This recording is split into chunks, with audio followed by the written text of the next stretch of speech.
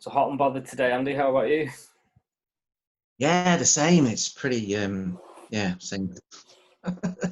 It's kind of, you want to go outside and maybe take your laptop outside or something like that, and then you just can't see the thing, and it's too warm anyway. So yeah, we can't complain, can we? But we haven't got any shows to go to, so Yeah, that's that's an issue.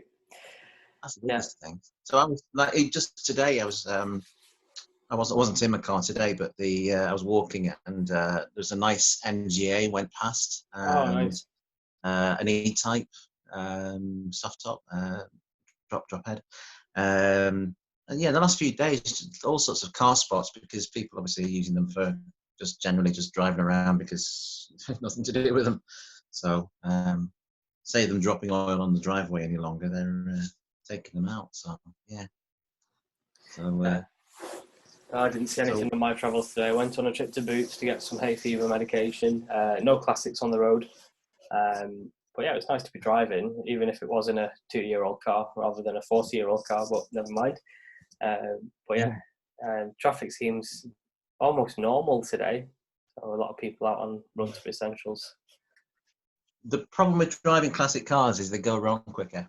Yeah, there is that. There is that. And in this weather as well. Yeah, of course, yeah, because you just realise you're not put any what's it called, coolant. Any coolant, yeah.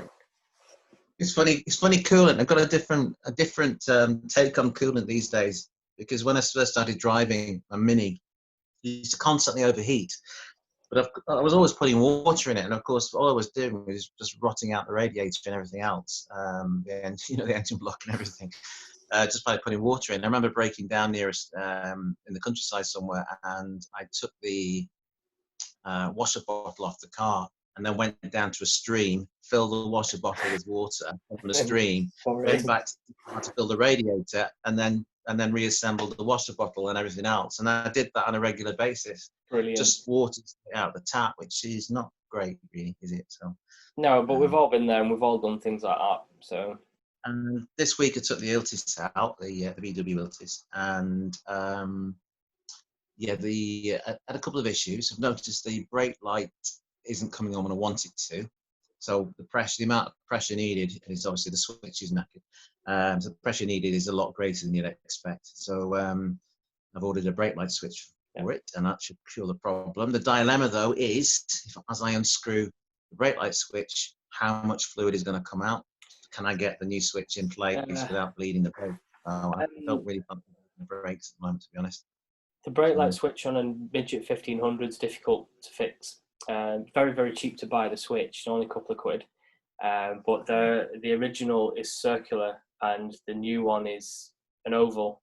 So you have to sort of prise up the box a little bit to get the clearance to screw it in. So it's doable, but it's definitely involves a lot of colourful language and split knuckles, that kind of thing. But it's doable. So yeah, I wish you well. I hope it's easier. No, well, on this thing, there's loads of space to work on it. That's really good. You can actually take a run up to the switch to get it in. There's that much space. That's good. So hopefully it'll go in all right and not cause me any issues in terms of fluid leaking. But I'm damned if I do bleed it, and damned if I don't. Yeah. So either way, if one goes, if I lose too much fluid, I'm going to have to bleed it anyway. So. But I tell you, I'm not a fan of bleeding brakes. The same thing with electrics. Bleeding brakes is not my thing.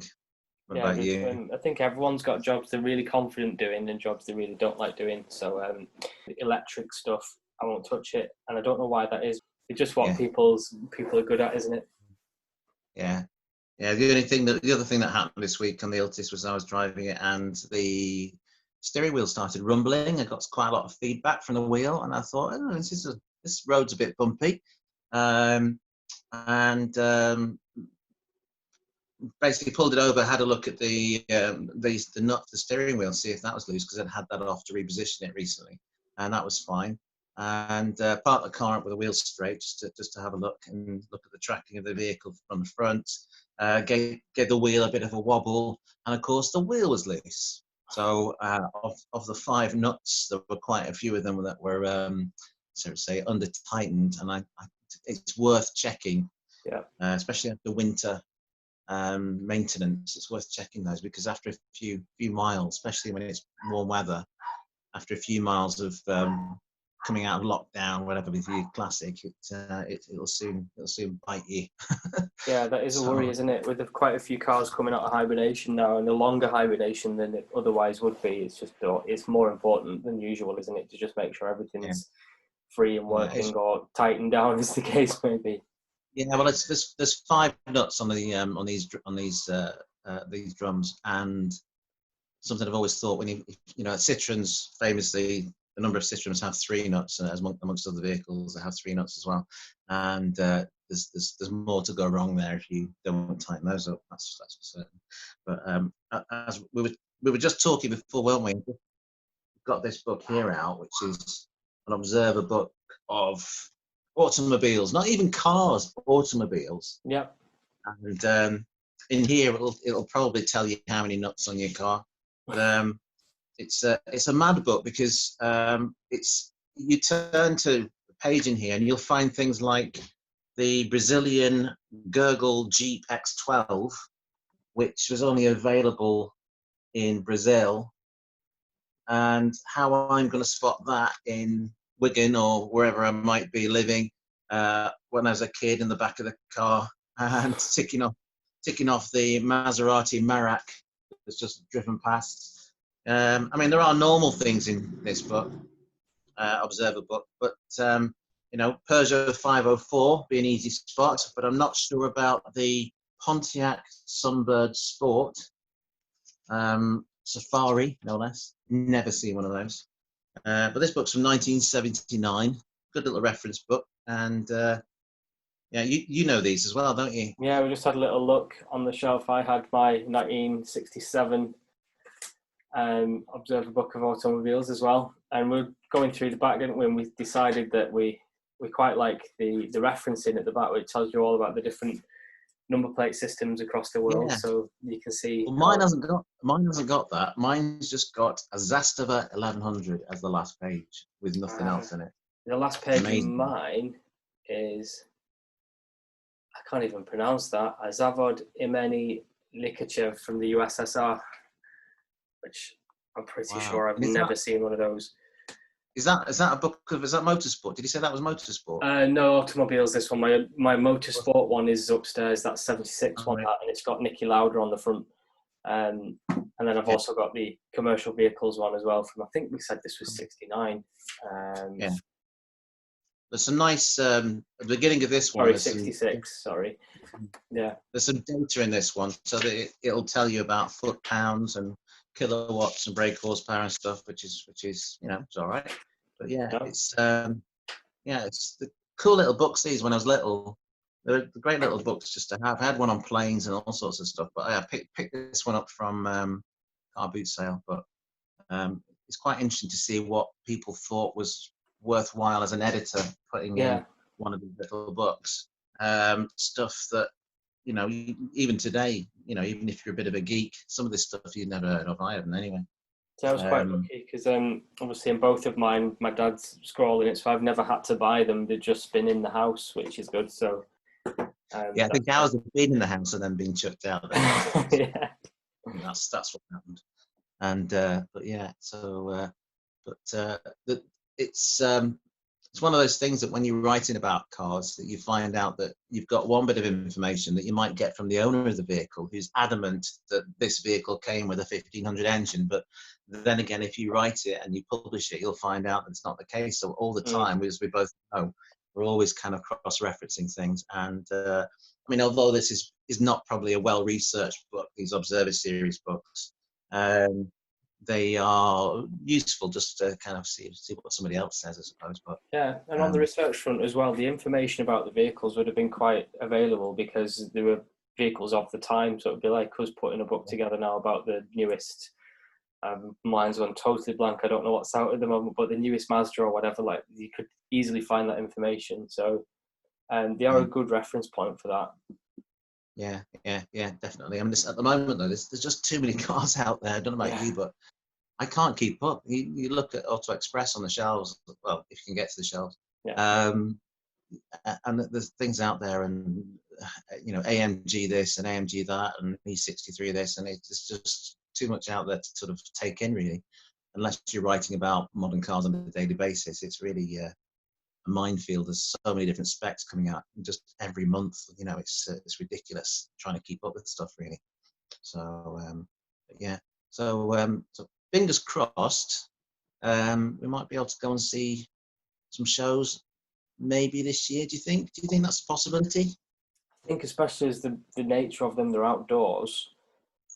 I think if there was some sort of one-way system going around a show in a field or a castle gardens or wherever they have them, where you'd pay to go and park up and it's just a case of waiting 2 metre gaps. We're all well versed in that now, waiting outside the supermarket and just going around in a one-way fashion. I think if that were the case, there's a chance maybe later on in summer, maybe. Yeah, I think this one of the big things, the biggest shows this year is obviously the indoor show, which is the NEC Classic Motor Show. That is shoulder tight as a show goes in terms of walking around it. And that's in the quiet times as well. Peak times, you're queuing to get in the halls anyway. It's an absolutely brilliant show and well worth going to. But that would be a nightmare to do, having to keep people apart. The only way I could see it is if they did something like time tickets of some sort. So they limit through one door or in one hall. They limit so many people, you know, at one point coming through into those spaces, and then just hope at that point that if there's no saturation of people in that space, that actually people can actually move around in that. I mean, things like club meets where you might meet at a local pub, where you might have 30, 16 cars maximum on a pub car park. You know, that might be something that will happen before too long, possibly. You'd hope with the pub car park, and also on top of that, if the pubs can't open at that point as well, the car park will be quiet anyway, and the landlord may have a chance to say, well, I'll do bacon butties or takeaway while you're there. Yeah. I don't know what come out. Yeah, there might be something. The idea of some of these biggest, you know, the country shows, the countryside shows that happen in parks and things. Again, it might be that somebody does time tickets. Some of these places are big enough to be able to keep 2 meters from each other, you know, anyway. It's just when they start putting auto jumbles with lanes that you walk down quite close together, or you know, that kind of thing. Toilet blocks, the issue, I suppose, for things like that as well. Could be, you know, all that kind of like stuff that goes on around it. That's all going to be perhaps the most crucial issue. So fingers crossed. Who knows? We might still be able to see something come August, September. But again, it's one of those situations, isn't it, that I think everybody that has a classic car, you kind of live for the summer, for the spring and summer, to use it and also to get out and enjoy it. And not everybody goes to these shows, but certainly people like to take the cars out and meet up with other like-minded people in clubs and this kind of thing. And it's killing the clubs, I imagine. And also, there's also related charities that a lot of clubs that do work for, like Sporting Bears, etc. And you can imagine that something like that will happen because there's enough leeway, and I think there's enough need for people to do that before we get to winter and everybody locks everything away again. I can't imagine not having something later this year where we can meet up. But yeah, who knows? I think we've just got to watch this space. But certainly with car showrooms and outdoor markets, well, to some extent, some of these car shows are car showrooms anyway, outdoors, with outdoor markets attached. So, you know, I suppose that's one way of looking at it. You'd think there'd scope, and with the showrooms as well, I did a ring around of quite a few different ones last week. I think I spoke to 20 or 30 in the end, asking them about, are they going to open this week? Are they going to have test drives? Because obviously you can't accompany anyone on a test drive. So that'll mean they have to be insured for that, trusting the customers, etc. I mean, I don't think many people would test drive a car and not come back with it. It's too easily traced. But there's not sort of the point with opening up. A few people are still a little bit umming and ahhing. So it's, again, watch this space. Not everyone's open this week, even though they're allowed to, whether or not they can't social distance because they've got small showrooms, or whether or not they don't feel comfortable yet. But then a lot of people are saying we do have to open because we need a revenue stream now. So it's definitely an interesting week. Yeah, I mean, it goes beyond just a hobby, doesn't it? Because there's there's businesses involved and businesses related to those businesses, and some of these businesses might just fold. I mean, there's companies that actually make these shows happen, classic car shows throughout the summer, and I don't know how they're going to survive unless there's something to try and get back some revenue. I can imagine us all cold December or January days in the middle of a field having a classic car show that should have happened at the May Bank holiday weekend because we need something to happen to to keep the businesses going. But yeah, it's still going to be a tricky one, but there's some light at the end of the tunnel, perhaps. Yeah. Is there any light at the end of the tunnel with your ZA at the moment? Tiny bit of light, maybe. I'll just get the email. Where have you gone? Yeah, so they say, with light firmly at the end of the tunnel, we're in the final throes of confirming a date to return to a near full operation, which implies that they started already. Right. They'll be in touch to advise of a date and any specific arrangements. So it's definitely a case of watch this space. Where have you gone? Yeah, it's definitely a case of watch this space, but hopefully sooner rather than later. Now I'll know when they're starting work again, which is good. Because once they've done the bits they can do, I can have it back usable. So how much time was left for the restoration? How many hours were left to put into the car? Did you I think probably in terms of hours, quite a lot. Probably like about 40 hours or so. But because everything's in place to get that done, like parts are bought and stored in the garage and that kind of thing, and plans are in place, I think probably a few weeks, maybe a month's worth of work. So it's just while it's like this, and it would have been ready by now, it would have been perfect to drive. So I'm hoping that when they do get to restart, it's not either chucking it down or winter. So we'll just have to see. But if it is winter, I'll be taking it out anyway, I think, at this rate. No, I've had those thoughts. I thought, well, if you're going to have a classic car, do you use it in weather that's not just like it is today? Do you use it in wet weather? Do you just go for it and use it anyway? Somebody said to me, if you use it and it does get salt or water in places, in cavities, it's not going to rot away within 5 years, whatever. It's going to take a bit longer than that. So just use it while you've got time anyway. There's one thought of that, because I remember I had a 1968 Carmen Ghia in the 90s, and I wouldn't use it. We had a bad summer, I think, and I wasn't using it at all. So I just sold it on. But I didn't feel that I could actually take it out if there was likelihood of any puddles that I could drive through. So I kind of didn't the use of that car, just purely for just being a bit silly with kind of thinking about how much damage is going to come to it. Yeah. So, I think there's an element you do need to use them a bit, because that's what they were built for. And I don't think use and abuse, but certainly there's ways you can look after things and use them and maintain as you go along as well. So I think, again, it goes back to what we've said before. It depends on who owns the car and what they want it for, and it's personal choice at the end of the day. But I've always been in the camp of use as much as you can in a way that's not going to be overly detrimental.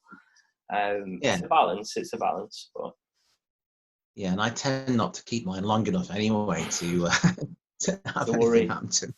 I think I've had a classic that actually has got worse in my ownership because I've just not had it that long. so that's how you stop rust. Yeah. You use it, you own it, and sell it on before anything happens to it. Yeah. I think that's pretty much. I think that's the thought for today. Yeah, very much is. Sell them before they rust and buy something. There you go. That's how you keep the classic absolutely mint and concourse. Top tips. Yeah, that's definitely a top tip. I guess that's it. Yeah, I guess we're sorted. smoke coming from under the radiator, in your words, and therefore we're going to pull over. I'm going to pull over and enjoy the weather and time. wait for the recovery vehicle.